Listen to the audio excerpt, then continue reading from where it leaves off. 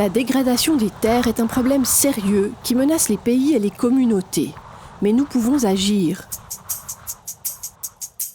La méthodologie d'évaluation des opportunités de restauration des paysages forestiers, MEOR ou ROAM en anglais, a été conçue par l'UICN et l'Institut des ressources mondiales pour aider les pays et les communautés à répondre à ces problématiques et à restaurer avec succès les paysages dégradés. La première étape de l'évaluation est de définir le problème que doit résoudre la restauration. Y a-t-il des objectifs nationaux ou des engagements internationaux que la restauration peut satisfaire ? Quelle est la fonction la plus désirée des terres restaurées ? La productivité agricole, l'approvisionnement en eau, le développement économique rural ? La bonne équipe pour coordonner l'évaluation peut varier, mais il est préférable d'avoir un chef d'équipe qui comprenne le contexte local de gouvernance, un économiste, un spécialiste de l'utilisation des terres compétent en SIG et un expert en sciences sociales familier des questions de parité et de droit aux ressources.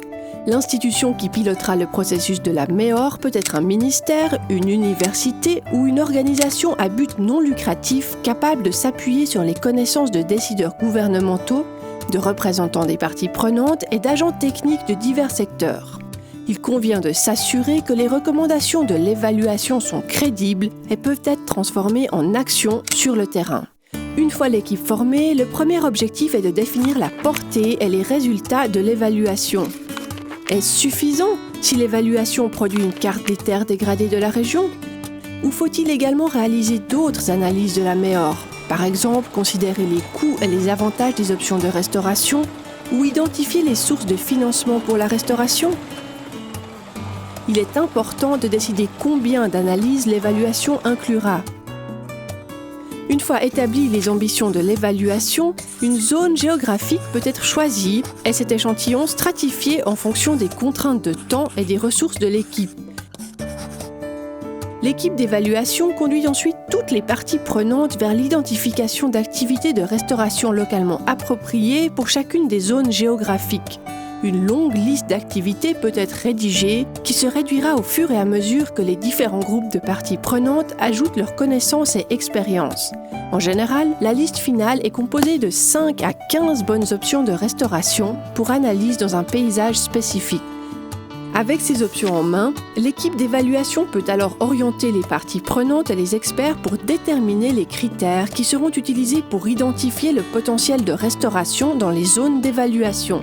Ces critères sont le cœur de l'évaluation et détermineront quelles terres de la région sont choisies car elles offrent les meilleures opportunités de restauration. Voici quelques critères pour évaluer les opportunités de restauration. À quel point les terres sont-elles dégradées et quelles sont les options pour les restaurer ? Ces terres sont-elles disponibles pour la restauration ou sont-elles utilisées par ailleurs ?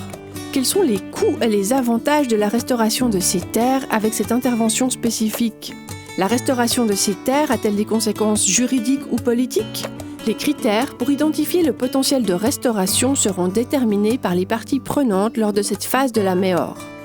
Enfin, l'équipe peut commencer à planifier la prochaine phase du travail, collecte des données et analyse.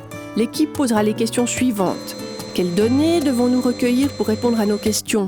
Avons-nous les bonnes personnes dans l'équipe ou des partenariats nous permettraient-ils de faire le travail ?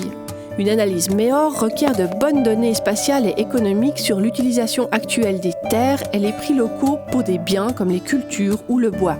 Elle requiert également de compléter les connaissances grâce à des enquêtes ou des consultations avec des experts. C'est le moment pour que l'équipe cartographie ses besoins en connaissances. La première étape de la MEOR se conclut par un atelier de lancement pour informer les parties prenantes de l'équipe des premiers résultats et des plans et lancer officiellement l'évaluation.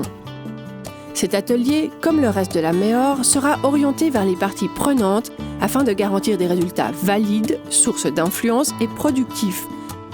C'est également une bonne occasion de se demander dans quelle mesure ces résultats pourront ensuite être inclus dans les activités domestiques et les plans nationaux.